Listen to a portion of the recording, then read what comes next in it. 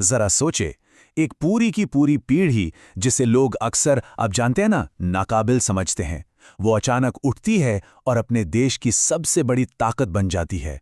आज हम बात करेंगे 2025 के नेपाल संकट की। ये एक ऐसी कहानी है जहां एक छोटी सी डिजिटल चिंगारी ने सालों से दबे हुए गुस्से को एक ऐसे विद्रोह में बदल दिया जिसने पूरी सत्ता को हिलाकर रख दिया।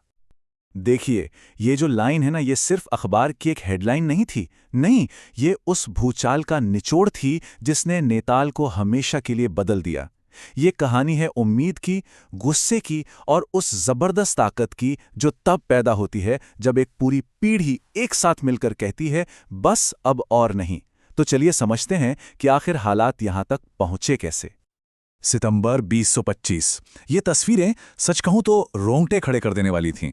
आप सोचिए, एक तरफ देश की संसद, जिसे लोकतंत्र का मंदिर कहते हैं, वो धू धू कर जल रही है, और दूसरी तरफ वही नेता हेलीकॉप्टर से भाग रहे हैं जिनके ऊपर देश चलाने की जिम्मेदारी थी। ये सिर्फ हंगामा या अराजकता नहीं थी, नहीं, ये एक पूरे सिस्टम के ढह जाने का, उसके घुटने टेक देने का प्रतीक था। तो सवाल यही उठता है कि इतने बड़े विद्रोह की इतनी बड़ी आग लगी तो लगी कैसे? आपको यकीन नहीं होगा, लेकिन इसकी शुरुआत हुई एक क्लिक से, या शायद ये कहना ज्यादा सही होगा कि लाखों क्लिक्स को रोकने वाले एक सरकारी फरमान से। तारीख थी 4 सितंबर 2025। इस दिन नेपाल के लाखों युवाओं के लिए उनकी दुनिया एक झटके में बदल गई। सरकार ने एक आदेश जारी किया और फेसबुक, एक्स, व्हाट्सएप, इंस्टाग्राम ऐसे 26 बड़े सोशल मीडिया प्लेटफॉर्म्स को ब्लॉक कर दिया। अब देखिए, ये सिर्फ कुछ ऐप्स का बंद होना नहीं था, नहीं, ये तो उनकी आवाज पर, उनके कनेक्शंस पर और हाँ, उनके कारोबार पर ताला लगाने जैसा था। अब यहां पर कहानी के दो पहलू सामने आते हैं। सरकार का क्या कहना था? सरकार कह रही थी कि ये कदम राष्ट्रीय सुरक्षा के लिए जरूरी है, फेक न्यूज और हेट स्पीच को रोकने के लिए जरूरी है। लेकिन जनता इसे बिल्कुल अलग तरह से देख रही थी। उनके लिए यह सरकार की मनमानी थी, अपनी मर्जी थोपने की एक जबरदस्त कोशिश। उन्हें लगा कि यह उनकी आजादी पर, उनकी आवाज पर एक सीधा हमला है, असहमति की हर आवाज को दबाने की एक सोची समझी साजिश। लेकिन देखिए, ये जो सोशल मीडिया बैन था ना, ये तो सिर्फ एक चिंगारी थी। असली आग तो कहीं और लगी हुई थी, उन गहरी समस्याओं में जो दशकों से नेपाल के समाज के अंदर ही अंदर सुलग रही थी। तो चलिए अब जरा उस बारूद पर नजर डालते हैं जिसने इस छोटी सी चिंगारी को एक बहुत बड़े धमाके में बदल दिया। 20.82%। अब ये सुनने में सिर्फ एक नंबर लगता है ना? लेकिन ये सिर्फ एक आंकड़ा नहीं है। इसका मतलब है नेपाल का हर 5 में से एक युवा जिसकी उम्मीदें टूट चुकी हैं। ये उन डिग्रियों की कहानी है जो घरों में दीवारों पर बस धूल खा रही हैं। सोचिए, जब किसी के पास सपने तो हों, लेकिन उन्हें पूरा करने के सारे रास्ते बंद कर दिए जाएं, तो वो निराशा धीरे धीरे गुस्से में बदल ही जाती है। और यकीन मानिए, यही गुस्सा इस पूरे विद्रोह का सबसे बड़ा ईंधन था। तो इन युवाओं को अपने भविष्य में कोई उम्मीद नजर क्यों नहीं आ रही थी?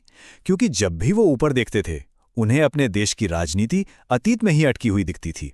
पिछले 30 सालों से सत्ता में वही गिने चुने चेहरे, ओली, दहल, देउबा, सब पर भ्रष्टाचार के गंभीर आरोप लगे, लेकिन कोई बदलाव नहीं हुआ।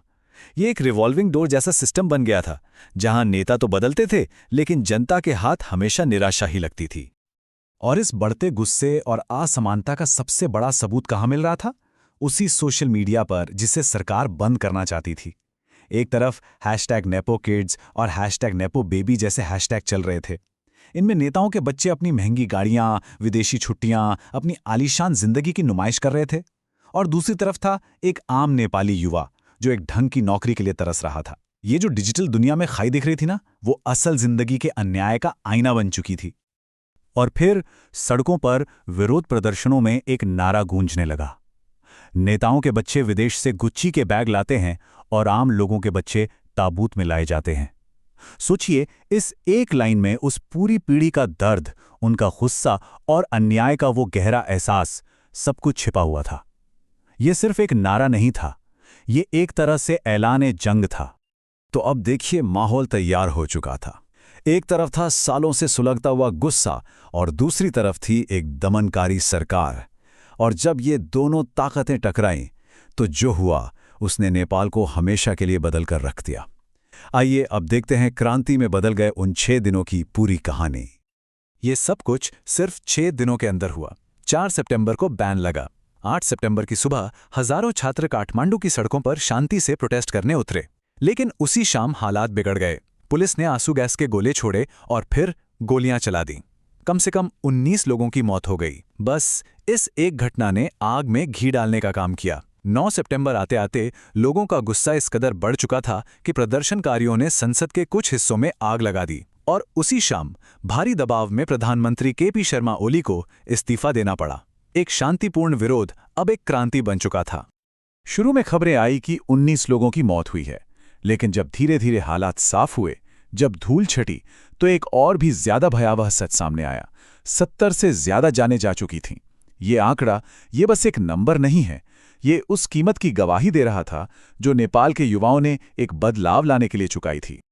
प्रधानमंत्री का इस्तीफा यकीनन ये उस विद्रोह की सबसे बड़ी जीत थी, लेकिन एक सरकार के गिरने के बाद एक बहुत बड़ा सवाल भी खड़ा हो गया था।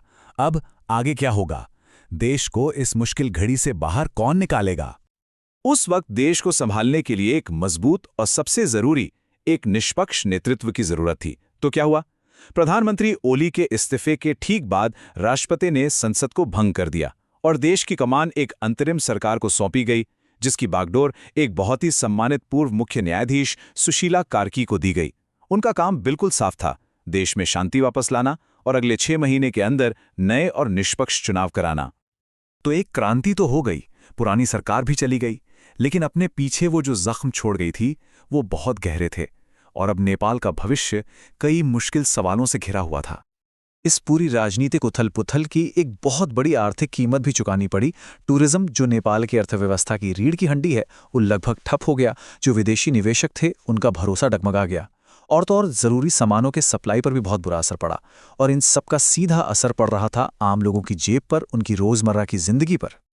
और आखिर में हम उसी सबसे बड़े सवाल पर आकर रुक जाते हैं।